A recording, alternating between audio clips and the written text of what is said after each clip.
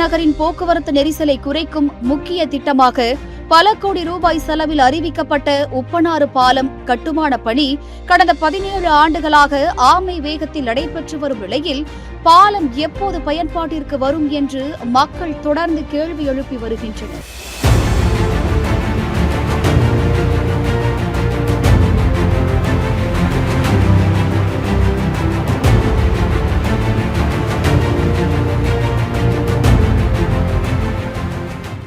புதுச்சேரி நகரின் முக்கிய பகுதிகளை இணைக்கும் உப்பனாறு வாய்க்காலின் மீது பாலம் அமைக்க வேண்டும் என்ற கோரிக்கை நீண்ட காலமாக இருந்து வந்தது.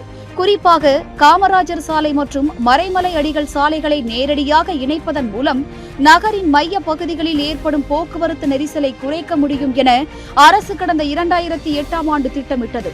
அதன்படி 732 மீட்டர் நீளம் 12 மீட்டர் அகலம் கொண்ட இருவழிச்சாலையாகவும் இருபுறமும் 1.50 மீட்டர் அகல நடைபாதைகளுடன் பாலம் அமைக்க திட்டம் தயாரிக்கப்பட்டது.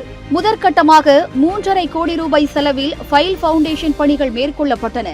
ஆனால் அதன் பிறகு திட்டம் பல ஆண்டுகள் கிடப்பில் போடப்பட்டது. பின்னர் நீண்ட இடைவெளிக்கு பிறகு கடந்த 2016ஆம் ஆண்டு என்ஆர் காங்கிரஸ் ஆட்சி காலத்தில் ஹட்கோ நிதி உதவியுடன் சுமார் 37 கோடி ரூபாய் மதிப்பீட்டில் பாலம் கட்டும் பணி மீண்டும் தொடங்கப்பட்டது. இதில் மாநில அரசின் பங்கு தொகையாக 7,15,00,000 ரூபாய் ஒதுக்கப்பட்டது. பாலத்தின் கட்டுமான பணிகள் சுமார் 85% நிறைவடைந்த நிலையில் இறுதிக்கட்ட பணிகளுக்கு தேவையான மாநில அரசின் பங்கு தொகையில் 1,15,00,000 ரூபாய் மட்டுமே வழங்கப்பட்டதாக கூறப்படுகிறது. மீதமுள்ள 6 கோடி ரூபாய் வழங்கப்படாததால் பணியை மேற்கொண்ட தனியார் நிறுவனம் 2019ஆம் ஆண்டு இறுதியில் பணிகளை நிறுத்தியது. அதன் பின்னர் 3 ஆண்டுகளுக்கு மேலாக திட்டம் கிடப்பில் உள்ளது. இந்நிலையில் கட்டுமான பொருட்களின் விலை உயர்வு, தொழிலாளர் செலவின அதிகரிப்பு உள்ளிட்ட காரணங்களால் ஆரம்பத்தில் 32 கோடி ரூபாய் முதல் 37 கோடி ரூபாய் மதிப்பீட்டில் தொடங்கப்பட்ட இந்த திட்டத்தின் செலவு தற்போது 100 கோடி ரூபாயை எட்டக்கூடும் என தகவல்கள் வெளியாகியுள்ளன.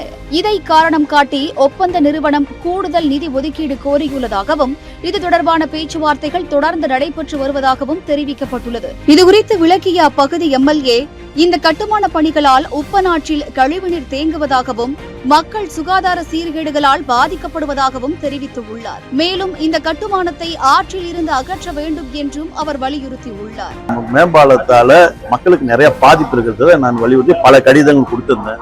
எப்படின்னாக்கா அந்த பாலம் கமரை சாலையில இருந்து மறைமலை சாலை வரைக்கும் அந்த 750 மீட்டர்ல 128 பில்லர்கள் அமைச்சுக்கிறாங்க. அதுல பீமு அதெல்லாம் உயரமா இருந்தா கூட பரவாயில்ல, கீழே அந்த கழிவு நீர்லாம் போறதுனால அந்த பில்லர்ல சுத்தி இருக்கிற பகுதியில அடைப்பு ஏற்பட்டு கழிவு நீரும் தேங்கிறதுனால அங்க மக்களுக்கு சுகாதார சீர்கேடு ஏற்படுது. இந்த கட்டுமானம் ஏறக்குறைய 32 கோடியில தொடங்கப்பட்ட கட்டுமானம்.